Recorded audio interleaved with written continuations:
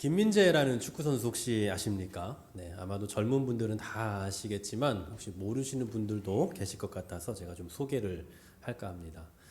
저는 이 선수가 우리나라의 K리그 전북 현대에서 활동할 때부터 좀 눈여겨 봐왔는데요. 그때 제가 느낀 생각이 그 선수를 보면서 축구 참 못하게 생겼는데 축구 진짜 잘한다, 이런 생각이었거든요. 축구를 뭐 제가 관상을 볼 수 있는 건 아니지만 그냥 얼굴을 볼 때 운동 잘 못할 것 같은데 너무 잘하는 거예요. 발도 너무 빠르고. 그때까지만 하더라도 뭐 차범근 아니면 박지성과 같은 이 선수들이 세계적인 클럽에서 뛰긴 했지만 다 공격수, 미드필더였거든요. 수비수는 하나도 없었습니다. 그런데 그 선수를 보면서 사람들이 기대했죠. 이제 우리나라에서도 드디어 세계적인 수비수를 배출할 수 있겠구나라는 기대를 했습니다. 그리고는 아니나 다를까 얼마 후에 이제 이적 소식이 터졌어요. 드디어 가나보다 했는데 이게 웬걸? 중국으로 간대요. 중국은 우리보다 더 못하거든요, 축구가. 웬 중국이냐라는 생각에 사람들이 너무 많이 실망했어요. 저도 실망했지만 많은 축구 팬들이 너무 많이 실망을 했습니다. 그렇게 우리 기억 속에서 서서히 잊혀져 가는 것 같더니 몇 년 후에 또다시 이적설이 터졌어요. 그래서 이번에는 제대로 가나보다 했는데 이번엔 튀르키예요. 물론 튀르키예는 우리나라나 아니면 중국보다는 조금 뭐 더 높은 상위 리그일 수도 있지만 어쨌든 그래도 너무 이건 아니다 싶은 생각이 든 거예요. 왜 하필 또 거길 가나? 이런 생각에 뭐 여러 가지 이야기들이 있었습니다만 결국은 또 그쪽으로 가게 됐습니다. 그러면서 시간이 지나면서 또 사람들의 기억에서 서서히 잊혀져 가죠. 그리고 또다시 이정설이 터졌어요. 근데 이번에는 드디어 세계 3대 리그 중에 하나인 이탈리아 세리에 A란 그 리그로 입성을 하게 됩니다. 아, 드디어 가는구나. 그 중에서도 좀 상위권 팀에 이제 나폴리라는 팀에 입단을 하게 됐는데 거기에 가서 그 해에 그 나폴리라는 팀이 33년 만에 우승을 시켰어요. 그리고 이 김민재 선수는 그 해에 이탈리아 세리에 A 리그에서 최우수 수비수로 뽑히게 됩니다. 몸값이 엄청 폭등한 거죠.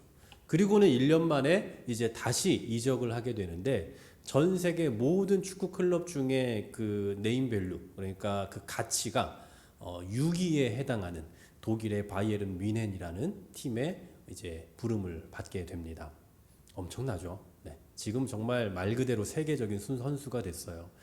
물론 거기 가서 뭐 실수도 하고 이러면서 여러 가지 혹평도 받았습니다만 얼마 전 이 피파, 그러니까 이 세계 축구 협회에서 선정한 전 세계 수비수 중에 1위에 해당하는, 네, 엄청난 영광이죠. 네, 그런 위치에 해당할 만큼 대단한 선수가 되었습니다. 뭐 많이들 차범근 선수에 대해서 아시겠지만 뭐 차범근 선수나 박지성 선수가 가졌던 어떤 세계적인 어떤 위험, 세계에서 어떤 가졌던 그들의 네임밸류보다도 어쩌면 훨씬 더 뛰어난 그런 사람이 되었다라고 볼 수 있을 것 같아요.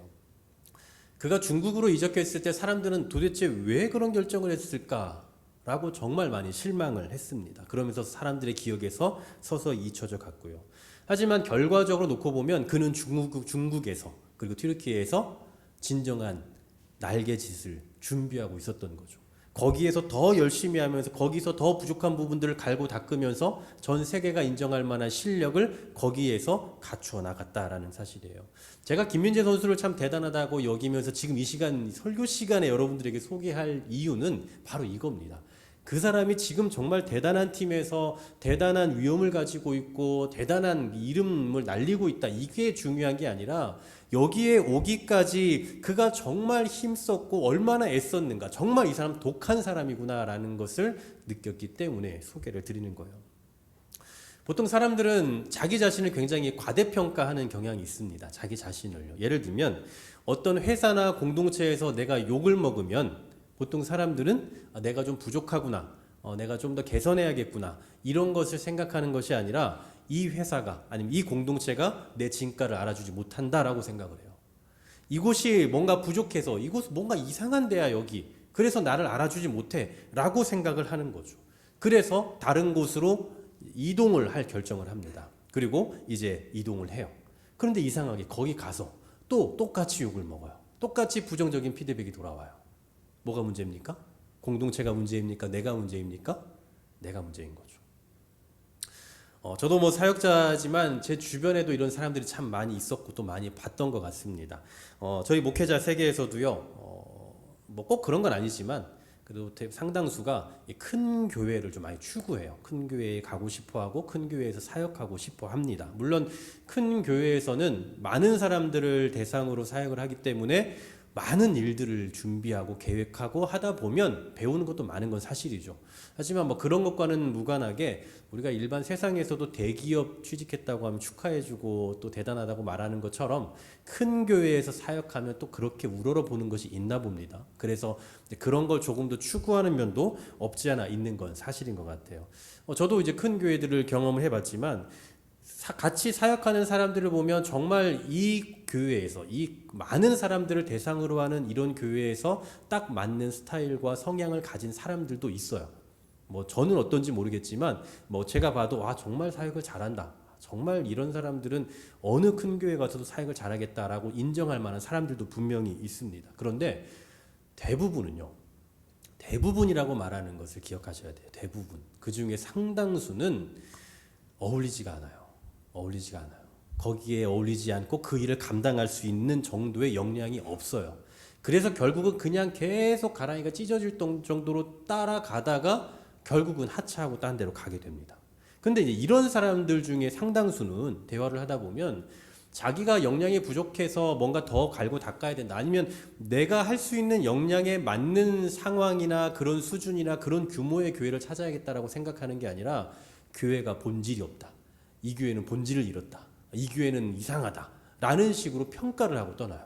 그러니까 자신이 얼마나 연약한지 부족한지 역량이 부족한지 그리고 얼마나 더 갈고 다듬어야 하는지에 대한 생각을 하고 가는 것이 아니라 그냥 여기가 이상하다라고 생각하고 떠나게 된다고요.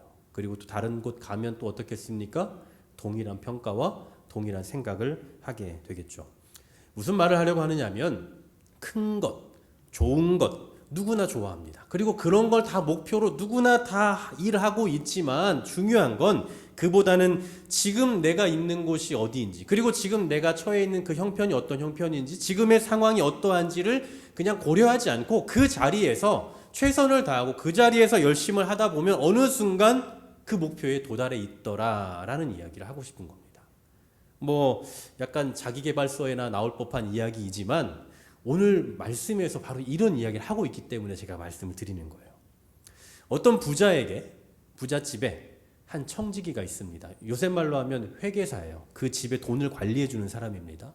회계사를 고용하는 이유는 우리 돈을 잘 관리해 주고 더 불려주기를 바라는 마음이에요. 그런데 들려오는 소식이 이 사람이 자꾸 돈을 허비한답니다. 그래서 재산이 자꾸 점점 사라져가는 거예요. 어떻게 해야 되겠습니까? 시켜야겠죠. 그래서 불러서 너 그만둬라 라고 해고 명령을 내렸습니다. 이 말을 들은 이 청지기가 이제 걱정이 산만큼 커지죠. 그래서 이런 고민을 합니다. 오늘 본문 3절에 보니까 청지기가 속으로 이르되 주인이 내 직분을 빼앗으니 내가 무엇을 할까? 땅을 파자니 힘이 없고 빌어먹자니 부끄럽구나. 자, 무슨 이야기입니까? 이제 어떤 막노동을 하자니 해본 경험도 없고 힘도 없어서 할 수 없을 것 같고 또 누군가에게 일을 꾸면서 살아가자니 빌어먹자니 부끄러운 거예요. 그래서 고민 끝에 꾀를 내는데 그 꾀가 어떤 겁니까? 많은 분들 알고 계시지만 주인에게 빚진 사람들 한 명 한 명을 다 불러내요. 채무자를 다 불러냅니다. 그리고 면담을 하고 그들의 빚을 조금씩 깎아주기 시작하죠. 이전에는 채무자를 불러서 그 사람에게 이자를 많이 불려요. 그래서 그 이자를 내가 갖고 원금은 주인에게 주는 방식으로 했죠. 그러니 이자를 더 불렸을 거란 말이에요. 근데 이제는 이자는 둘째치고 원금마저도 깎아주는 거예요. 1,000만 원 빚진 사람에게 와서 넌 800만 원 빚졌다고 해라. 각서를 쓰게 해요. 또 100만 원 빚진 사람에게 당신은 550만 원만 빌렸다고 하고 이것만 갚으세요. 이렇게 선심을 쓰고 있습니다. 왜 청지기가 이런 짓을 하고 있습니까? 오늘 본문 4절에서 잘 말씀해주고 있죠. 내가 할 일을 알았도다. 이렇게 하면 직분을 빼앗긴 후에 사람들이 나를 자기 집으로 영접하리라 하고 자, 최대한 인심을 써서 사람들에게 좋게 보이는 겁니다. 나름의 이미지 메이킹을 하는 거예요. 그래서 이제 여기를 그만두고 할 일이 없을 때 저 사람들에게 선대를 받고 싶은 마음에 이런 일을 하고 있는 거죠. 그런데 주인이 이 소식을 알아버렸습니다. 여러분이 이 소식을 들은 주인이라면 어떻게 하시겠습니까? 이건 사기꾼이에요. 사기꾼. 안 그래도 내 돈을 허비해서 이제 그만두라고 해고 명령을 내렸는데 이제 그것도 모자라서 내 돈을 더 많이 깎아 먹고 있으니 이건 사기죄로 고소해도 뭐라 할 수 없는 상황이에요. 그런데 이 소식을 들은 주인이 뭘 하는지 보십시오. 오늘 본문 8절 상반절에 제가 읽어드릴게요. 주인이 이 옳지 않은 청지기가 이를 지혜 있게 하였으므로 칭찬하였으니 라고 말씀하죠. 놀랍게도 책망하는 것이 아니라 칭찬을 하고 있어요. 어떤 칭찬을 하고 있습니까? 지혜롭다라는 거예요. 지혜롭다. 지금 위기에 직면했는데 이 위기를 잘 극복하기 위해서 굉장히 민첩하게 잘 활용하고 있고 잘 꾀를 내고 있다라는 점을 칭찬하고 있는 거죠. 그리고 여기에 이어서 이 일을 이제 예로 들어서 설명하시는 예수님의 말씀이 곧 이어서 바로 등장하죠. 8절 하반절에 이렇게 말씀하죠. 이 세대의 아들들이 자기 시대에 있어서는 빛의 아들들보다 더 지혜로움이라. 자, 이 세대의 아들들 그리고 빛의 아들들을 비교해요. 이 세대의 아들들은 뭡니까? 세상에 있는 것을 가치관으로 삼고 세상에 있는 것을 소중히 여기는 소위 말하는 그냥 세상 사람들이에요. 근데 이런 사람들은 어떻다고요? 진리를 기준으로 삼고 살아가는 예수님의 제자들, 더 나아가서 그냥 지금 우리들보다 더 지혜롭대요. 왜 그렇습니까? 이 불의한 청지기는 자기가 위기에 직면했을 때 지금 뭘 하고 있어요? 매우 민첩하게 반응하고 거기에 대해서 아주 지혜롭고 현명하게 자기가 살 길을 모색하고 있다는 거죠.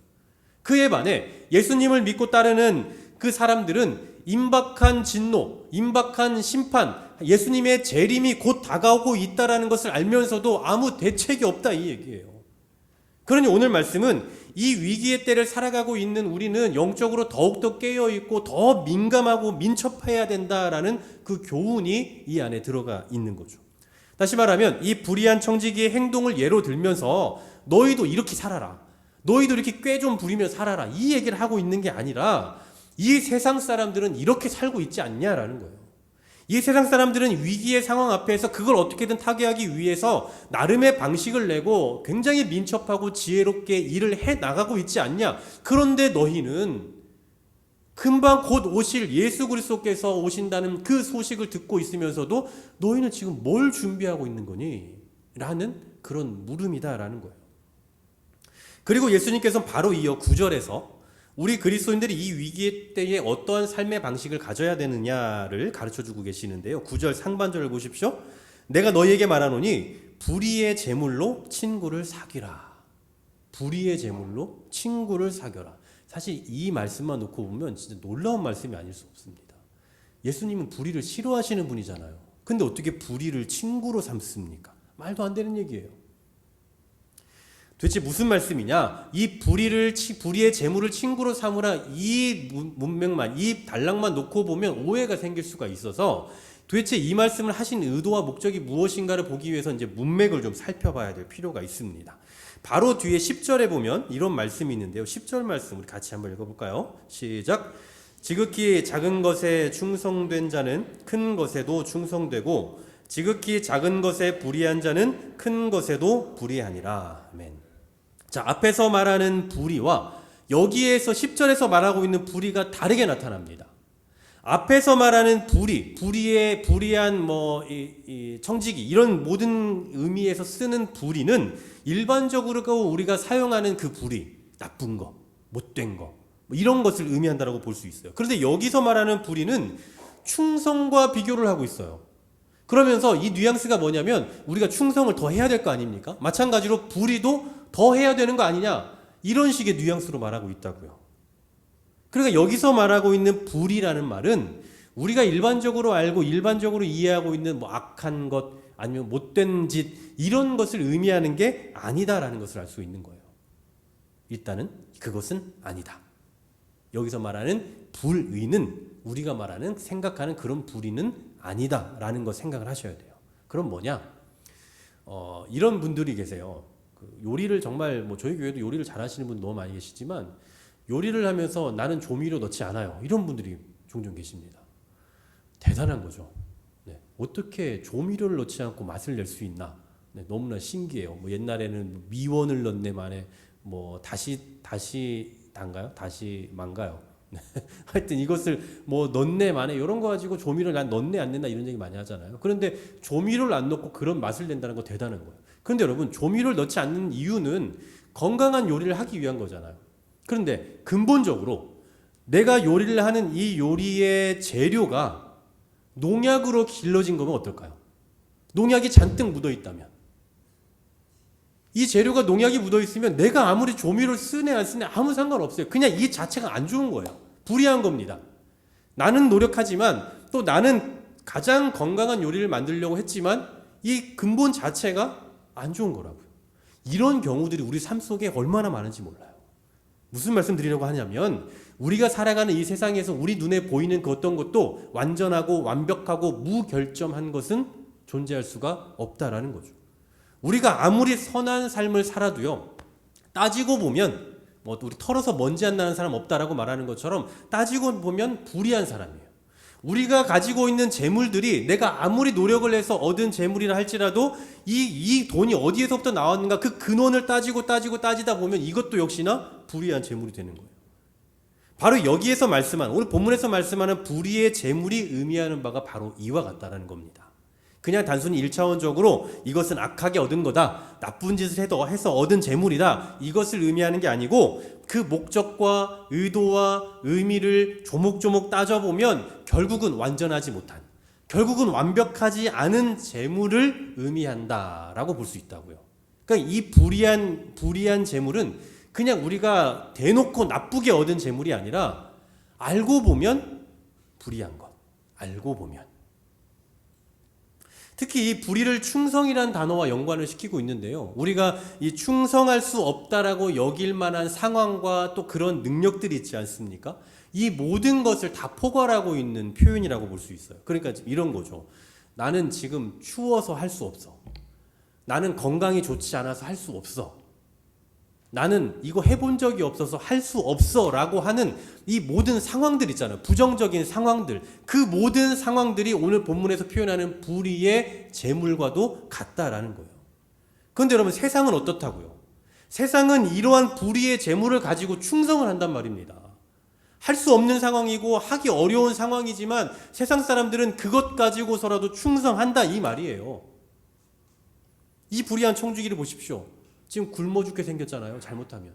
이것도 할 수 없고 저것도 할 수 없는 최악의 상황이에요. 위기의 상황입니다. 그런데 이 상황 속에서 지금 뭘 하고 있다고요? 그 최악의 환경 속에서 지혜를 발휘하고 있다는 거죠. 서두에 말씀드렸던 그 김민재 선수를 다시 한번 좀 떠올려 보십시오. 그 선수가 축구 변방인 중국에 진출해서 그냥 거기에 딱 맞는 정도의 실력만 발휘했다면 튀르키예에서 그 사람을 바라봤을 리가 없어요.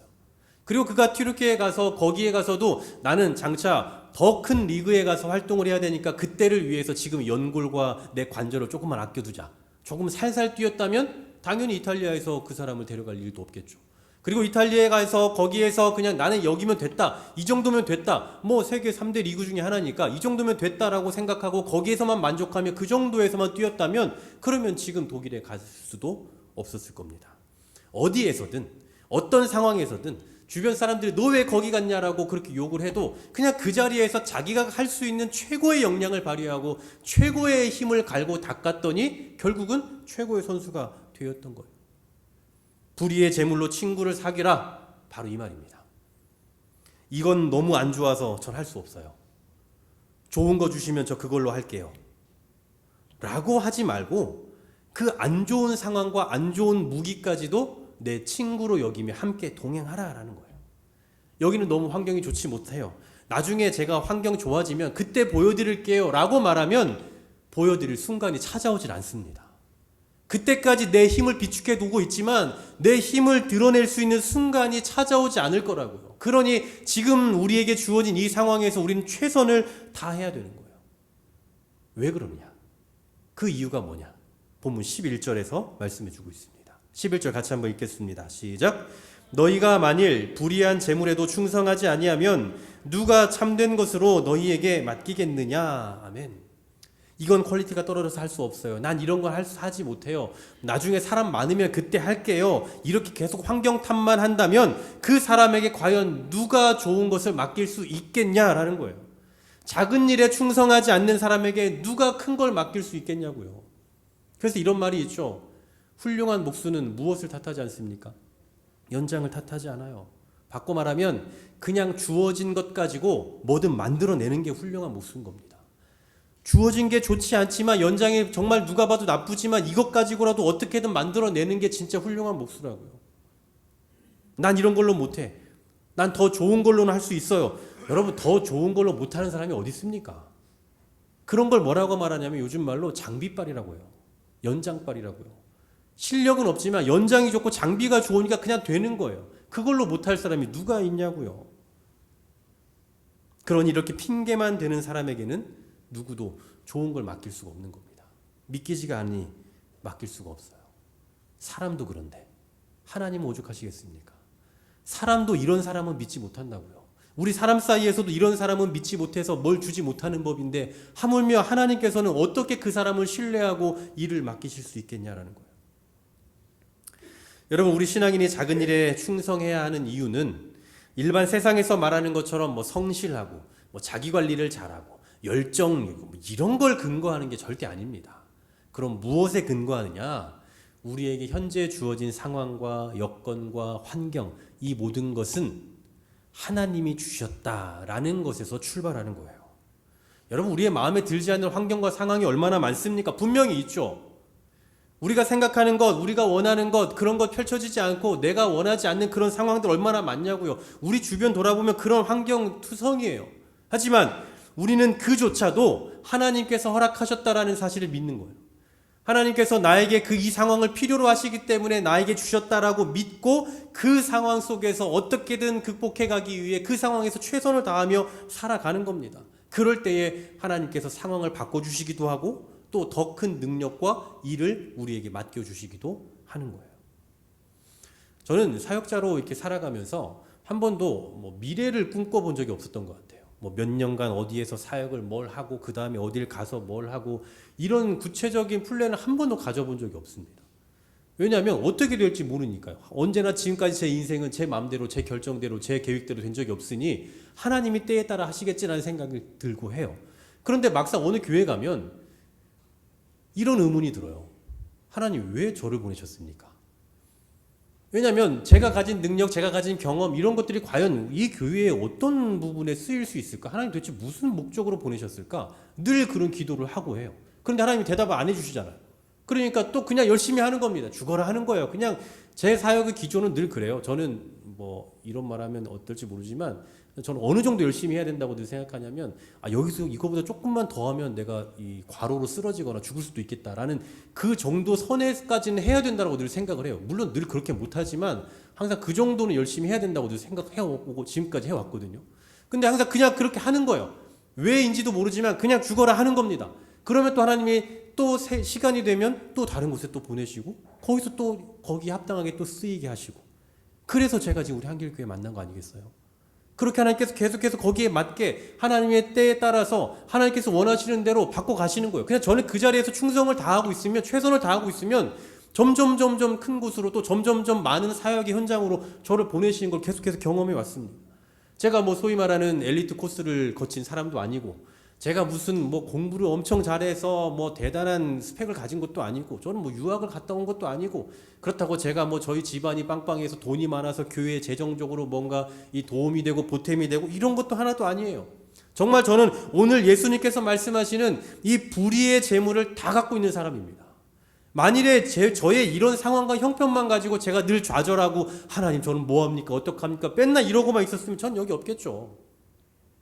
하지만 하나님께서 주신 상황과 환경 탓하지 않고 때론 마음에 안 들지만 힘들지만 그 환경이 너무 어렵지만 그래도 또 거기에서 제가 할 수 있는 최선의 것을 감당하면서 살아가면 또 견디게 하시고 버티게 하시고 살게 하시고 또 다른 사역의 현장으로 저를 이끌어 가시더란 말입니다. 그렇게 해서 여기까지 인도해 오셨다고요. 제가 지난주에 이제 교회 배려로 잠시 내년 계획을 위한 연구 시간을 갖지 않았습니까? 그때 제가 딱 두 가지를 했어요. 내년에 대한 계획을 하나를 하기로 했고요. 또 한 가지는 올해 2024년에 우리의 이 어떤 교회의 형편 이것을 좀 전반적으로 한번 전체를 다 이렇게 통계적으로 그러니까 그냥 뭐 어땠다 은혜로 지났다 이렇게 그냥 막 보이지 않는 형태로가 아니라 이렇게 통계로 다 한번 정리를 했습니다. 전도사님 도움받아서 뭐 몇째 주에 몇 명이 왔고 작년도가 몇 명 왔고 막 이런 일들 통계까지 다 구하면서, 그리고 우리가 했던 사역들 그 결과들 이런 걸 제가 다 이제 입력을 해서 쭉 봤어요. 그걸 보면서 느꼈던 게 뭐냐면,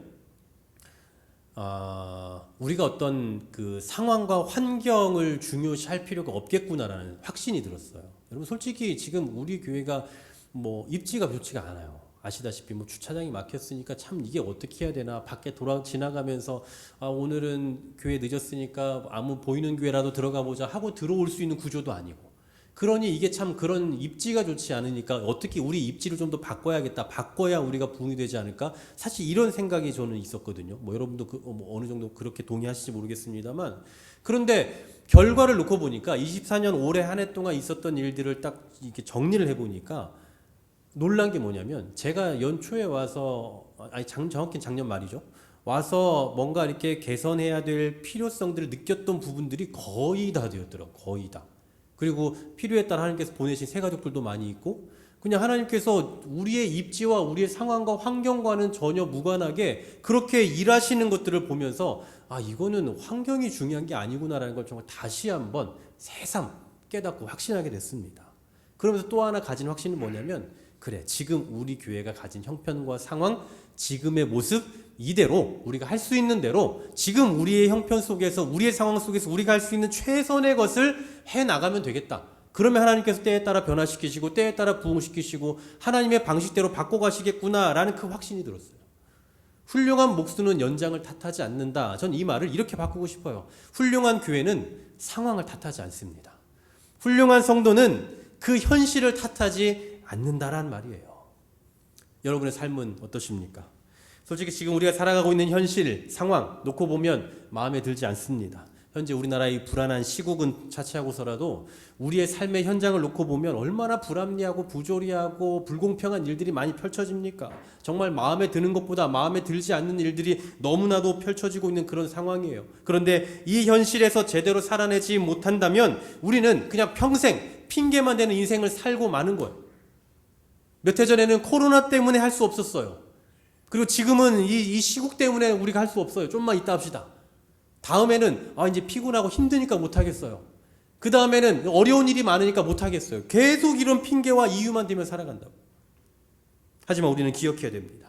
지금 우리가 살아가고 있는 불합리하고 부조리하고 불공평하다라고 여겨지는 이 현장과 현실은 속된 표현으로 재수가 없어서 우리가 만나게 된 상황이 아니라 하나님께서 우리 각자에게 가장 어울리는 삶을 허락해 주셨다라는 거예요.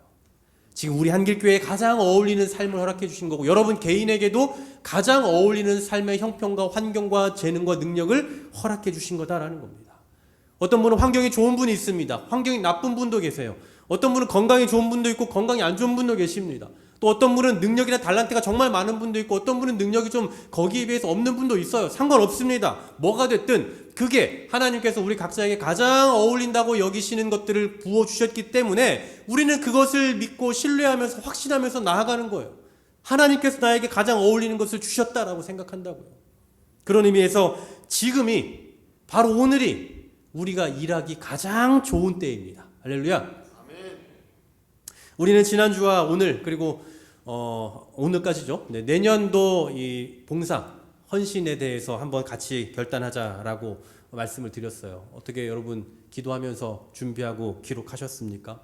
뭐가 됐든요. 못하는 이유, 할 수 없는 이유 생각하지 마시고, 조금 부족해도, 해본 적 없어도, 하기 어려운 상황이 펼쳐진다 할지라도 그래도 도전해 보는 겁니다. 그럴 때 하나님께서 우리 개인의 신앙의 삶을 성장시켜 가시는 거고, 우리 교회에도 부흥을 주시지 않고는 견딜 수가 없는 거예요. 그러므로 못하는 이유, 할 수 없는 이유를 생각하지 마시고 불의의 재물을 친구로 삼으시기 바랍니다. 우리의 삶의 불의의 재물, 이건 안 돼요 라고 하는 그 불의의 재물을 친구로 삼아서 함께 동행하시라고요.